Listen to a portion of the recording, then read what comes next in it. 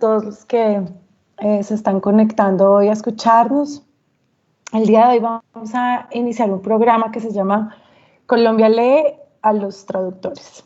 Me presento, soy Sandra Pulido, gerente de ferias de la Cámara Colombiana del Libro. Este programa hace parte de la iniciativa que acaba de lanzar la Cámara Colombiana del Libro, que se llama Colombia lee, y que busca promover acciones permanentemente alrededor del libro y la lectura. De ahí sacamos un programa que se llama Colombia lee, la industria editorial, y estamos haciendo un recorrido por todos los actores de la cadena del libro, tanto productiva, creativa, ¿no? Todas esas manos y esos ojos que hacen que los libros lleguen a mano de los lectores, y decidimos sacar una ramita de Colombia lee a los traductores. Nos parece un tema importante, necesario, pero además me parece un tema muy bonito, ¿no? Como hablar de lo que significa un idioma, vivir un idioma, una lengua, y a partir de allí poder poner en palabras, traducir y generar ese vínculo, ¿no? La traducción siempre supone un puente entre naciones, entre culturas en sus aspectos que logran llegarnos hasta el punto más singular. Entonces voy a arrancar por presentarles a quienes nos acompañan. Por un lado está Janet Van Deren, que es la directora general del Centro Colombo-Americano de Bogotá, y es una de las entidades que integra la red de centros binacionales, y ya nos va a contar un poquito de qué se trata esto. Y Mateo Cardona, que es el director de la ACTI. Entonces, bienvenidos. Literaria. Muchas gracias. Sandra. Buenos días, Sandra. Sí. Buenos días, Janet. Valga la aclaración. Es importante hacer esa aclaración, sí, señor. Claro, la ACTI tiene una presidencia, o que ocupa en este momento Janet Insignares. Yo coordino la sección de traductores literarios y editoriales. Que además es lo que nos compete y nos interesa ahondar en este tema. Así que bienvenidos a los dos a esta conversación que queríamos empezar a tener en la Filbo este año y que no queríamos dejarla pasar, ¿no? Entonces, bueno, quiero empezar por hacer una pregunta, digamos, muy genérica sobre la importancia de la traducción a nivel cultural, ¿no? Como, ¿qué significa conocer otro idioma? ¿Qué ganamos culturalmente? Y me gustaría también, Janet, que luego tú nos cuentes un poquito qué tanto interés tiene Colombia, ¿no? Al estar al frente de un instituto como en el que estás. Entonces, arranquemos contigo, Janet. Listo, pues ¿para qué conocer idiomas? Dios mío. Fuera de lo obvio de que conocer otros idiomas te da mundo, los beneficios laborales claramente en cuanto a poder ascender, en cuanto a ingresos, el acceso a información a través de la internet, pero también saber idiomas, o sea, lo que nosotros llamamos el plurilingüismo, tiene beneficios para el cerebro. Incrementa la capacidad cognitiva, estimula el desarrollo cerebral. Hay estudios que dicen que hablar o pasar entre idiomas no solo aumenta la flexibilidad mental como hace el Sudoku, pero también tiene efectos físicos en el cerebro. Entonces, eso es muy importante para los niños. El plurilingüismo les da una mentalidad mucho más abierta, son mucho más, mentes mucho más inclusivos, aceptación de la diversidad. O sea, ¿qué no es bueno de saber muchos idiomas? Y antes de seguir con Mateo, ¿qué tanto interés ves en Colombia? Y no sé si tengas como datos o cifras de otros países, ¿qué tanto le interesa a Colombia aprender otros idiomas, en este caso el inglés?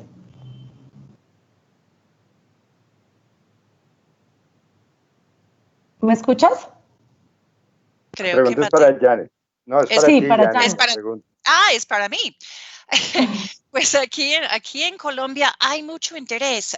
Sin embargo, sabemos que todavía falta mucho para el bilingüismo en Colombia, no solo en inglés, sino en los otros idiomas. Y eso es un poco la razón por la cual hace un par de años empecé a hablar con mis colegas de los otros centros binacionales en Bogotá, y en febrero del año pasado tuvimos el honor de poder lanzar la red de centros binacionales en la Cancillería, en el Palacio de San Carlos. Para decir un poquito qué es la red es hecho de 7 centros binacionales oficiales, o sea, con reconocimiento de nuestros gobiernos, de nuestras embajadas. ¿Quiénes somos? La Alliance Française, el Instituto Goethe de Alemania, obviamente, British Council, el Colombo, Estados Unidos, IBRACO de Brasil, Educación Colombo Japonesa, el Instituto Italiano de Cultura. Decidimos, todos somos organizaciones sin ánimo de lucro y decidimos unirnos porque nos pareció muy importante esa promoción del plurilingüismo, nos pareció importante tener un diálogo intercultural. Trabajamos en proyectos culturales en conjunto, trabajamos en la cooperación para buscar políticas y estrategias de bilingüismo, plurilingüismo en el Estado colombiano. Y tenemos una cooperación entre nosotros. Todos tenemos áreas de biblioteca, tenemos áreas de asesoría, de educación en nuestros diferentes países. Obviamente la parte de enseñanza de inglés y debo decir que somos los mejores en lo que hacemos. Entonces hay un intercambio en las bibliotecas, en la área cultural, en capacitación de nuestros profesores. Y también entre nosotros otorgamos descuentos para nuestros estudiantes en común, para nuestros profesores. Y actualmente estamos trabajando, no está listo, pero los voy a chiviar, con una línea de crédito del ICETEX para los estudiantes que quieren estudiar otros idiomas estando aquí en Colombia. Entonces estamos muy emocionados con eso. Está liderado por mi colega Ninfer Betancourt de Educación Colombo Japonesa. Esos somos nosotros. Muchas gracias, Janet. Mateo, también entonces te sumo la pregunta 1 y 2 de la importancia de traducir de cara, ahora hablemos culturalmente y luego entramos como en traducción literaria, andar en el tema. Y ya que metimos el tema del trabajo en asociación, cuéntanos, Mateo, el beneficio de trabajar asociado, los retos también que tienes, qué tanta participación y fuerza está teniendo la asociación. Dale, cuéntanos un poquito. Muy bien, bueno, respecto a la primera pregunta, es decir, la que tiene que ver con la importancia de las lenguas, pues evidentemente no es posible hacer ningún tipo de traducción si no tienes más de una lengua en tu haber. Eso es una obviedad. Sin embargo, hay una diferencia, de pronto poco conocida por el público en general, entre el trabajo de nosotros, los traductores editoriales y literarios, y los traductores e intérpretes en general, que pueden trabajar en ambas direcciones. Los traductores editoriales y literarios trabajamos preferiblemente hacia nuestra lengua materna.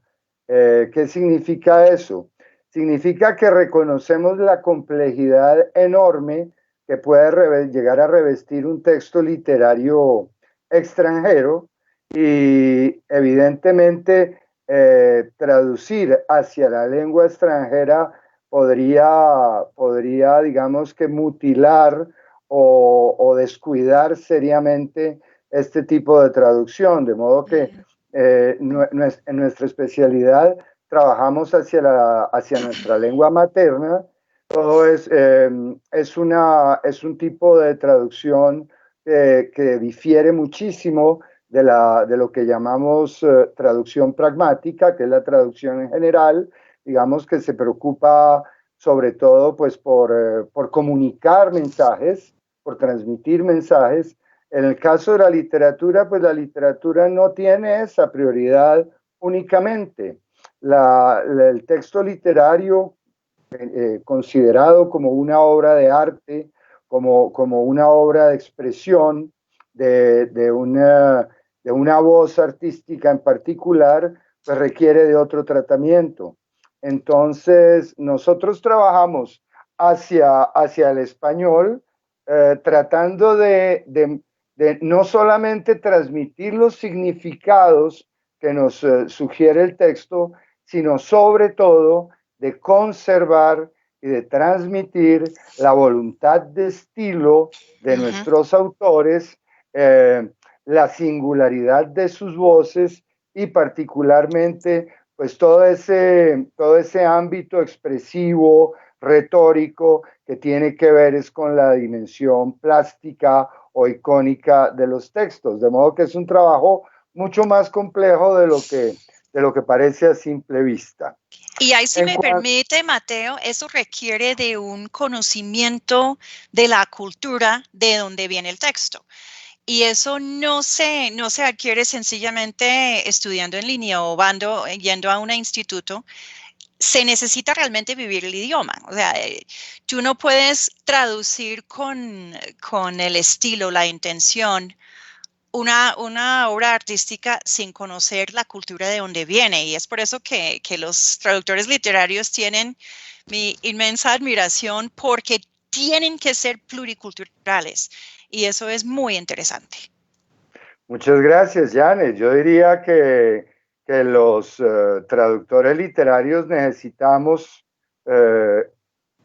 primero que todo, una cultura literaria, conocer las tradiciones literarias de esas culturas extranjeras, además conocer la teoría literaria, conocer la historia literaria de esa cultura extranjera, tener herramientas de crítica, porque antes que llegar a ser traductores debemos ser excelentes lectores. Si no podemos captar los matices expresivos de un texto, que normalmente no son solo superficiales, sino algunos más soterrados, más ocultos, apenas sugeridos, y no escribimos con destreza en la lengua materna, pues no es posible la traducción literaria. Así. Mateo, ¿y cómo te va trabajando en red? ¿Cómo les ha funcionado? ¿Cuánto tiempo llevan? ¿Cuántas personas la conforman? ¿Dice la asociación? La asociación. La ACTI, que es la Asociación Colombiana de Traductores, Terminólogos e Intérpretes, es la asociación de traductores activa más antigua de Colombia, con 22 años de existencia, recién cumplidos este mes pasado, en 2020, de modo que yo llegué hace 9 años a la asociación buscando precisamente lo que la asociación es, y es tener el respaldo de los colegas sobre todo para defendernos en lo que tiene que ver con nuestros derechos de autor, con la visibilización de nuestro oficio, que a menudo se ignora o se pasa por alto, y con la posibilidad, digamos, de formar redes con colegas traductores editoriales y literarios de otras latitudes, tanto los que como nosotros trabajan hacia el español, y pienso en mis colegas queridos de México, de Argentina, de España, que espero que haya uno por ahí, y como de nuestros colegas que traducen que traducen al portugués del Brasil, y que también son importantísimos para nuestra región. Entonces, esta creación, este fomento de las redes de colegaje y del asociacionismo iberoamericano también es muy importante, porque digamos que los traductores de todos nuestros países vivimos situaciones semejantes, padecemos problemas similares, y está bien que mantengamos una comunicación abierta para lograr las reivindicaciones que consideramos debemos tener.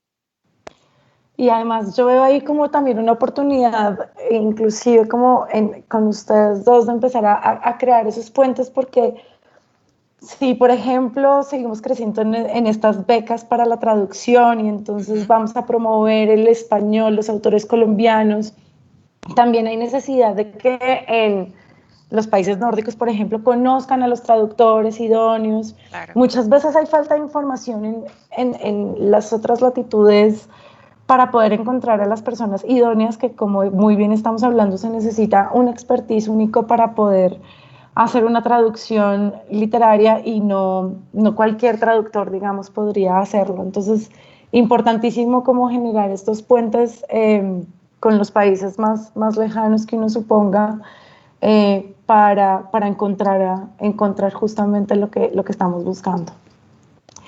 Bueno, la siguiente pregunta, ya para andar más en el tema, y Mateo nos ha contado un poquito del papel del traductor literario.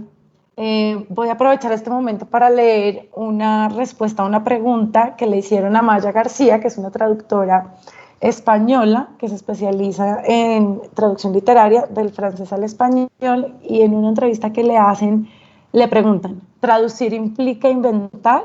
Y ella responde, creo que el traductor inventa en la misma medida que inventa un actor. El actor transforma un personaje de tinta y papel en un personaje de carne y hueso.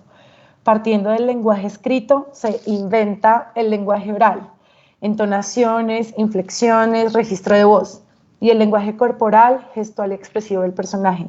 El traductor, a partir del análisis de la obra de un escritor, se inventa a ese escritor expresándose en otra lengua, y a partir de ahí recrea todo lo demás en su lengua.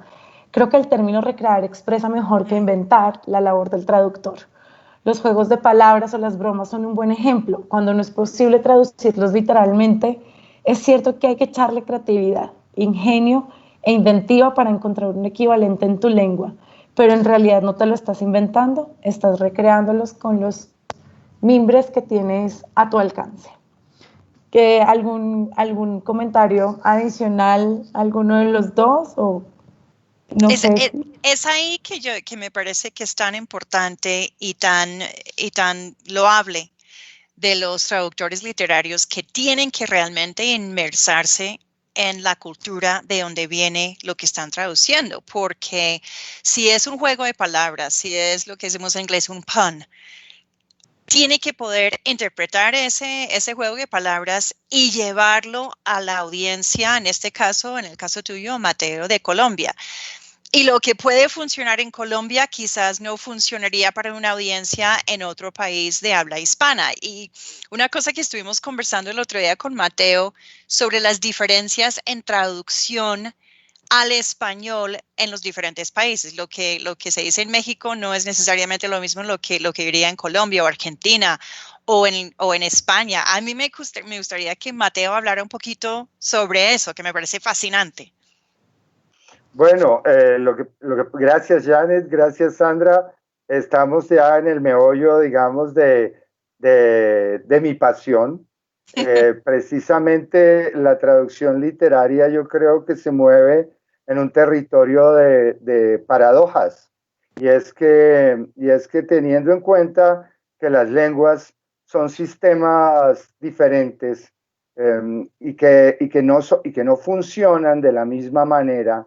Es decir, una cosa puede ser la sintaxis del francés o del inglés y otra muy diferente, la del español. Digamos que nos movemos permanentemente entre la imposibilidad de reproducir de manera absolutamente perfecta el texto de la lengua origen en español, porque eso es un ideal absolutamente imposible, pero nosotros procuramos acercarnos en la mayor medida a conseguir en el lector los mismos efectos que produce la obra original en los lectores de la lengua de partida. De modo que ese bache que existe entre la inadecuación primera de los sistemas lingüísticos, nosotros lo tenemos que llenar, pero lo tenemos que llenar de una manera que supone un trabajo muy delicado y muy respetuoso con el texto, que está a medio camino entre las dos culturas, la de partida y la de llegada. Porque si yo, por ejemplo, traduzco un refrán, digamos, de la esfera anglosajona, un refrán, por ejemplo, de Estados Unidos, y encuentro un equivalente en español que es absolutamente local, Pues yo no puedo usar eso en mi texto, en mi traducción, porque voy a estar falsificando el texto original. Yo no puedo, por dar otro ejemplo, yo no puedo traducir Oliver Twist, donde los niñitos de la calle de Londres del fin del siglo XIX tienen un registro muy particular para expresarse. Yo no puedo sustituir o crear una equivalencia artificial o falsa con el parlache antioqueño, por ejemplo.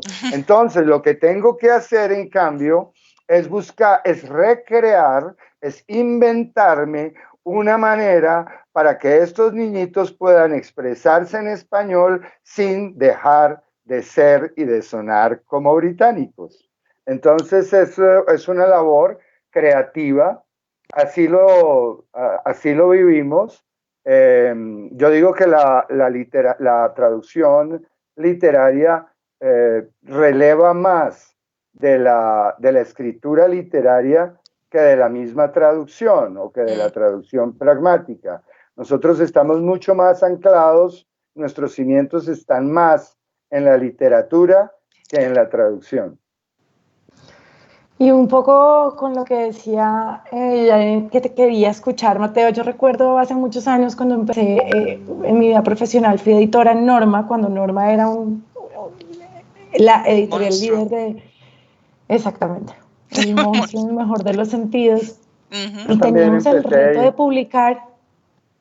Es que yo pienso que por ahí vamos a tener un evento dentro de Colombia Lee, como el caso Norma, porque pienso que nos formó a muchos. Fue un gran lugar de inspiración y de profesionalización, si se quiere.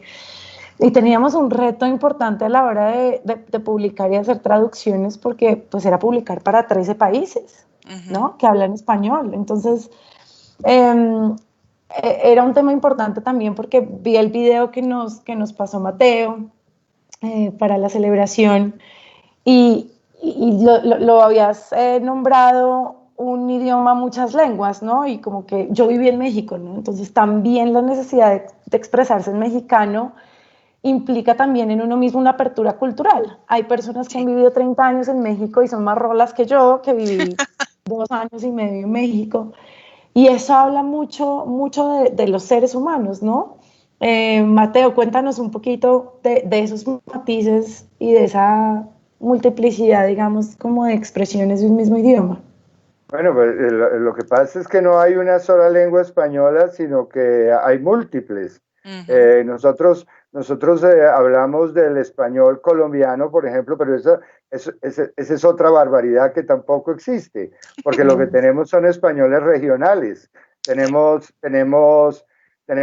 una manera de hablar en Bogotá o en la Universidad Bogotana, otra diferente en la Universidad de Medellín, o en Barranquilla, o en Pasto, o en Neiva, o en Cúcuta, pero dentro de la misma Bogotá no todos hablamos igual. No se habla igual en el Parque de la 93 que en Corabastos, no se habla igual en la Universidad de los Andes que en la cárcel distrital. Y con esa diversidad pues trabajamos nosotros. Es muy importante, tener claro que a pesar de que nosotros somos profesionales y que digamos, manejamos una lengua estándar, digamos, una variante estándar de la lengua de nuestro país, realmente los tesoros los encontramos en los ámbitos populares. Es allí donde se dan los manejos más creativos de la lengua, ¿sí? En la calle, en el mercado, entre los niños, es donde el lenguaje adquiere mayor vitalidad y en última son los hablantes los que consagran el uso de las palabras, de los giros, más que los educadores o que las academias mismas de la lengua, porque pues, el papel de estas instituciones consiste en tratar de fijar, mientras que los hablantes utilizan, depende de la institución, Mateo. Depende mucho de la institución, porque es muy importante hoy en día que donde uno aprende otro idioma tenga una forma de acercarse al idioma mucho más comunicativo, porque lo que tú dices es muy cierto. Uno puede aprender la gramática así perfecta y uno puede aprender una pronunciación, un received pronunciation o un mid-Atlantic pronunciation, pero eso no garantiza que tú puedes comunicar en ese idioma.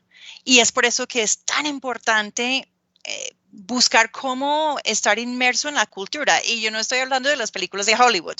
Estoy hablando de realmente buscar una forma de estar inmerso para poder realmente comunicar. Tú estabas hablando de que hay gente que vive 35 años en México y siguen siendo muy rolos. Yo tengo mucha gente que me dice, óyeme, pero tú hablas muy castizo cuando hablo en español, porque llevo tanto tiempo, porque estoy tan inmersa aquí en la cultura. Es más, salgo de Bogotá, me dicen rola. Entonces, eso es muy importante, lo que tú estás diciendo, Mateo, en cuanto a acercarse al lenguaje popular. Yo quisiera saber cómo lo haces tú, cómo haces tú cuando tienes un texto inglés para llevarlo al español. Pero un texto en inglés, por ejemplo, yo soy de Boston. En Boston hablamos muy diferente a cómo habla la gente de Texas. ¿Cómo haces tú para acercarte a esa comunicación popular para poderlo interpretar y llevar al español en el mismo espíritu? Eso me parece súper interesante. Bueno, depende primero que todo de la edad de la obra que voy a traducir. Si es una obra actual, yo diría que los problemas se reducen porque en el mejor de los casos tengo un canal de comunicación abierto con mi autor. Esa es una manera fantástica de trabajar y es que se crea una complicidad con el autor y entonces pregunta va, pregunta viene y es muy fácil de manejar. Es muy diferente cuando traducimos obras de autores que ya no están vivos, por ejemplo, y entonces ahí no hay más remedio que ponerse el sombrero de investigador y estudiar la época histórica en que apareció esa obra, en la que trabajó este autor, digamos, documentarse acerca de todo su entorno, de toda su circunstancia vital, de cuáles eran los problemas sociales que se vivían en la comunidad donde vivía este autor, cuáles eran, qué música escuchaba, qué libros leía, con quién andaba, con qué amigos se reunía, y hay que reconstruir todo ese contexto histórico, cultural, a veces también político, para entender cómo funciona el texto al que me tengo que enfrentar. Fascinante. Entonces, todo empieza, desde luego, por una primera lectura de la obra, una primera lectura que generalmente es superficial, porque con el primer acercamiento uno no logra captar las sonoridades más profundas del texto, de modo que hay que leer varias veces y hay que investigar muchísimo sobre la época, sobre el lugar y sobre la personalidad del escritor. Entonces, si por ejemplo, me enfrento a un texto como Tortilla Flat de John Steinbeck, pues tengo que documentarme lo mejor que pueda acerca de los años 30, la Gran Depresión, en los valles vinícolas de California, cómo se vivió eso y desde luego llegar a captar cómo el registro oral de los personajes de Steinbeck puede alejarse de un estándar del inglés norteamericano, ¿no? ¿Qué variaciones tiene? Para yo intentar una interpretación sobre ese registro. No, a mí me parece que tienes el mejor trabajo del universo entero. Me parece fascinante. Sí, porque es que uno está constantemente aprendiendo, constantemente investigando y bueno, yo creo que debe ser mucho más fácil hoy en día. ¿Cuándo empezaste tú a traducir, Mateo? Yo llevo aproximadamente 28 años desde que empecé con mis primeras traducciones, en tiempos en que trabajaba con una máquina de escribir Olivetti Y sin y internet. que sin internet, con una cabina de investigador que había que solicitar con anticipación en la biblioteca Luis Ángel Arango para tener acceso a los libros, pero las investigaciones que hoy en día me toman 2 minutos hacer en internet, me podían fácilmente llevar una semana. Claro. Luego, el fruto de un día de trabajo se veía, eran las yemas de los dedos untadas de corrector blanco. En esa época empecé yo a trabajar. Ahora la tenemos mucho más fácil, desde luego.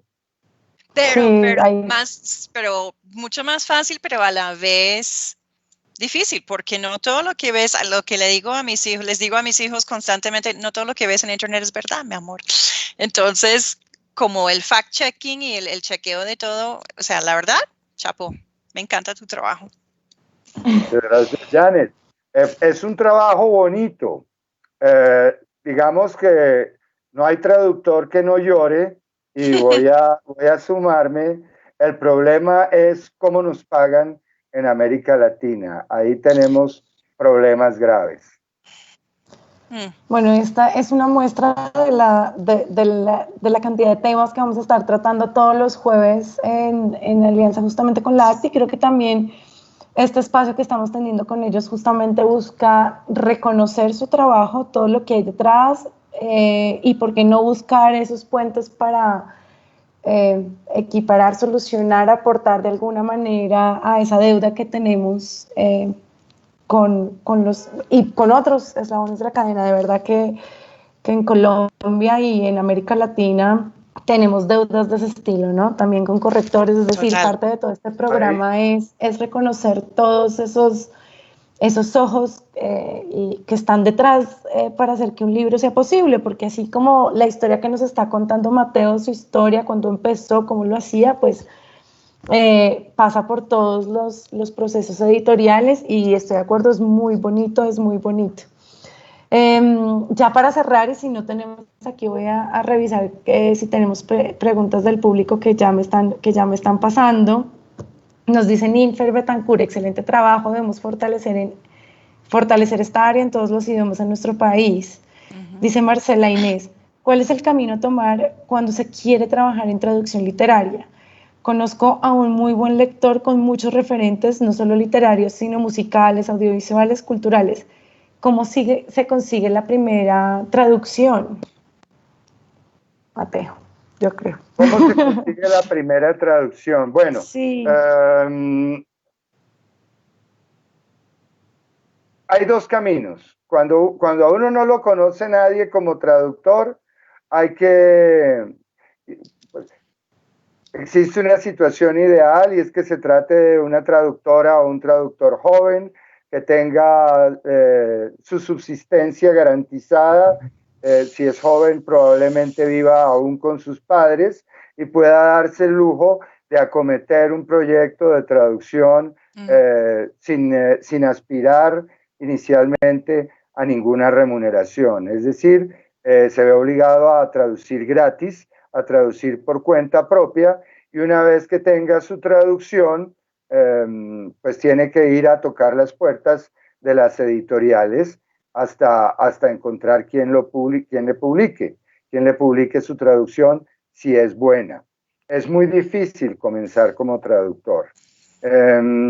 Esa es una manera, digamos, estándar que yo he visto que colegas la han practicado de manera exitosa. Tengo colegas colombianas que están en Alemania, en Francia, y cuya primera traducción se hizo así. Encontraron una obra que les interesó, les apasionó, decidieron traducirla al español. A veces contaron con con la asesoría de traductores más veteranos. Luego tocaron las puertas de editoriales colombianas. Las editoriales independientes, por cierto, suelen ser más abiertas y estar mejor dispuestas a leer las traducciones de los traductores noveles, y así pueden lograr una primera publicación.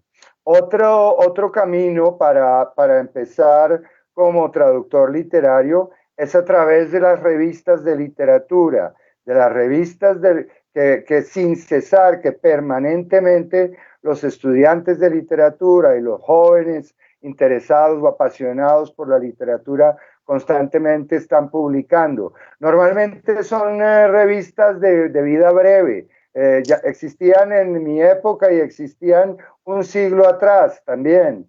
Y esos proyectos, quijotadas a menudo de los estudiantes, son importantísimos porque esos son los semilleros, no solo de escritores y de poetas, de dramaturgos, sino también de traductores.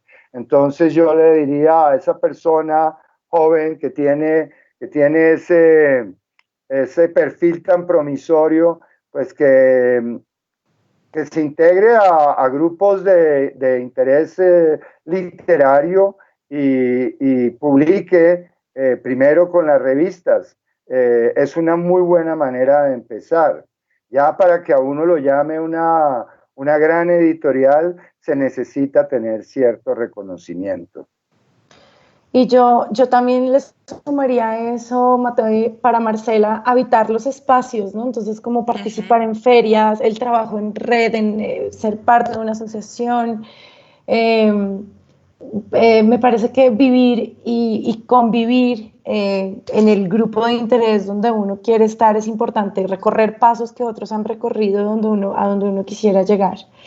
Bueno, y ya para ir cerrando, yo sé que cuando preparamos este conversatorio hablábamos de qué tanto leemos de lo que traducido, ¿no? Como que no tenemos unas cifras muy cerradas y muy confiables porque tenemos datos de hace mucho tiempo, pero con su experiencia profesional en cada uno de los países, Janet, también, ¿qué tanto leemos aquí en Colombia traducido con tu experiencia, Mateo, y Janet, qué tanto se lee en Estados Unidos traducido?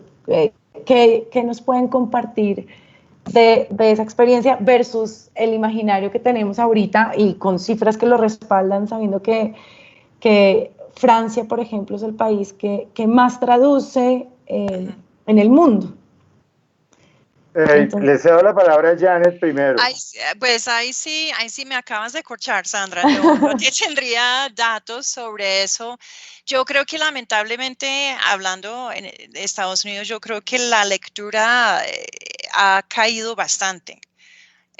Yo me acuerdo cuando yo era chiquita, que tampoco existía Internet y YouTube y redes sociales, etcétera, etcétera.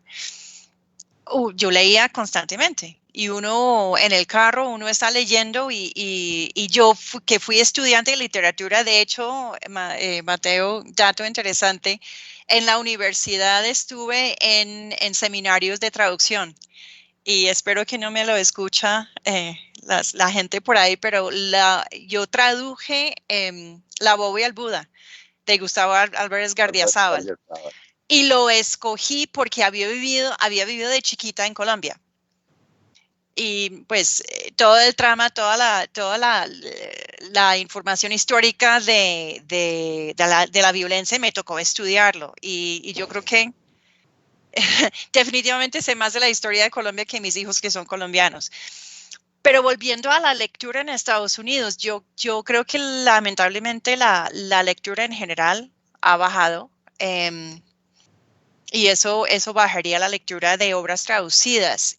Yo invitaría a las personas que nos están escuchando también de hacer uso de las bibliotecas de los centros de la red de centros binacionales, donde pueden tener acceso a obras literarias en los idiomas originales y traducidos. No sé, Mateo, si tienes información sobre la lectura de obra traducida aquí en Colombia.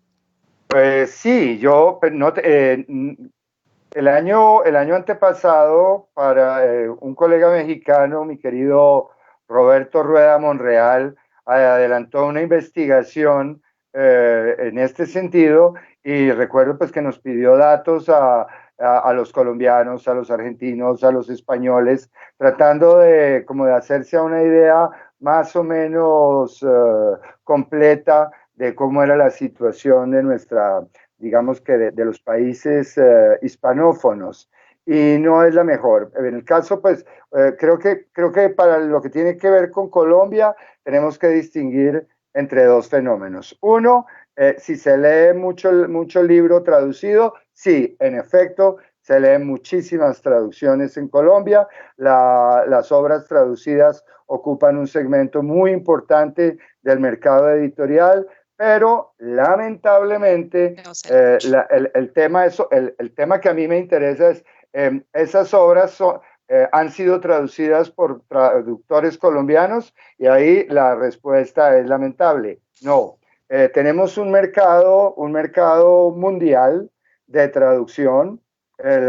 Digamos que la traducción no escapa al fenómeno de concentración de los sellos editoriales en estas grandes firmas transnacionales. Estas grandes firmas um, no tienen de pronto el interés o la disposición para publicar traducciones, voy a usar un término que me molesta un poco, localizadas de una misma obra literaria. Por ejemplo, a un traductor británico no se lo traduce al español de Colombia, al de Argentina, al de México y al de España, sino posiblemente solo al español de España y ya.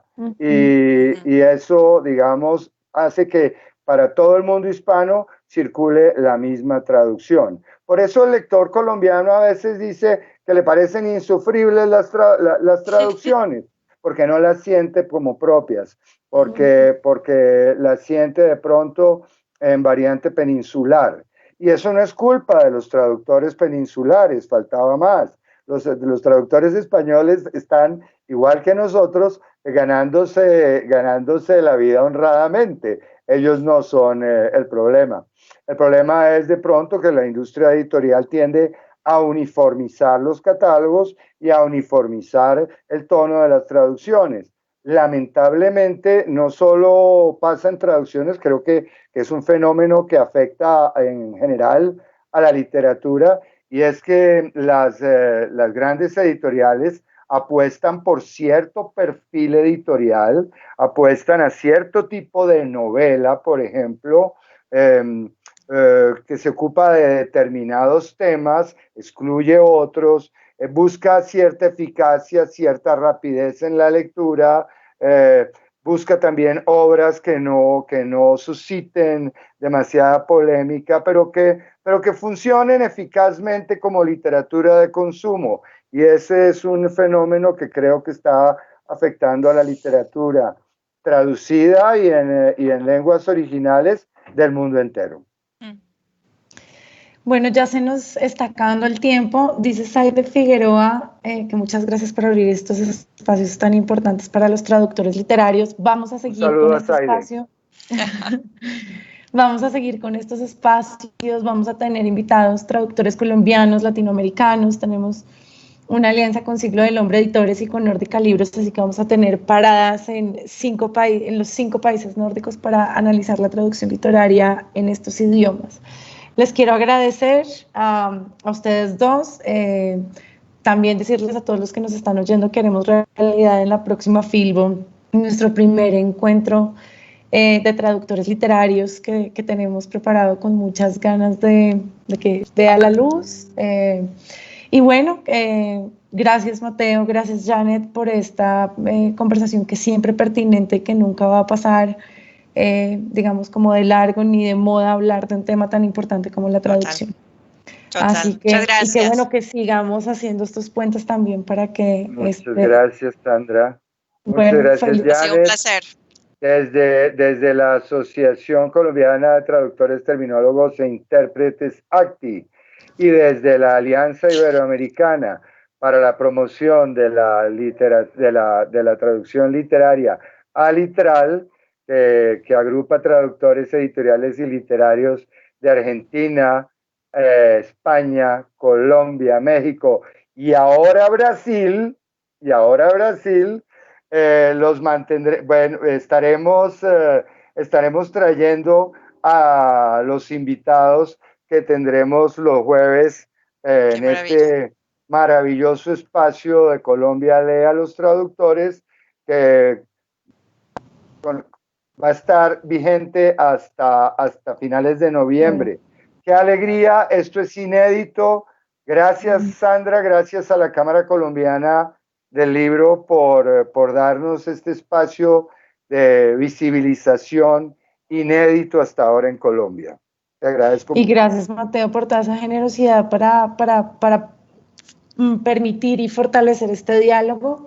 Vamos a poner un video que tenía preparada la ACTI, que solo que dura 16 minutos, y queríamos poner un ejemplo de lo que significaba traducir al español una obra, pero la especialidad para cada uno de los países. Así que después de este evento lo vamos a publicar para que lo vean en las redes de la Cámara y seguramente en las 3. Así que bueno, gracias, feliz día y nos vemos el próximo jueves, Mateo.